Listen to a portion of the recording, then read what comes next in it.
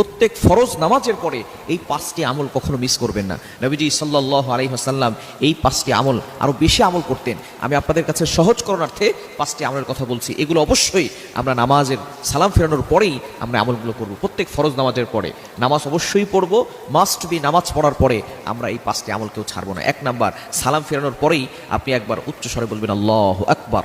আল্লাহ হলেন সবার বড়। আপনি নামাজ পড়েছেন, সেখানে আল্লাহর ঘোষণা দিয়েছেন। নামাজ শুরু করেছেন আল্লাহু আকবার দিয়ে, নামাজ শেষ করেছেন আসসালামু আলাইকুম ওয়া রাহমাতুল্লাহ বলে। এরপর আপনি আবারও আল্লাহু আকবার বলে আল্লাহকে ঘোষণা দিতে যাচ্ছেন, আল্লাহ আপনি হলেন সবার বড়, আপনার থেকে বড় আর কেউ নাই। এরপরে আপনি বলবেন আস্তাগফিরুল্লাহ। মুসলিম শরীফের হাদিস, তিরমিজি শরীফ, বিভিন্ন সিয়াসিত্তার হাদিসের কিতাবের ভিতরে হাদিসটি এসেছে। এক নাম্বার হচ্ছে আল্লাহু আকবার বলা, দুই নাম্বার হচ্ছে ইস্তেগফার। অবশ্যই আপনি তিনবার ইস্তেগফার পড়বেন, আস্তাগফিরুল্লাহ আস্তাগফিরুল্লাহ আস্তাগফিরুল্লাহ, এটা তিনবার পড়বেন।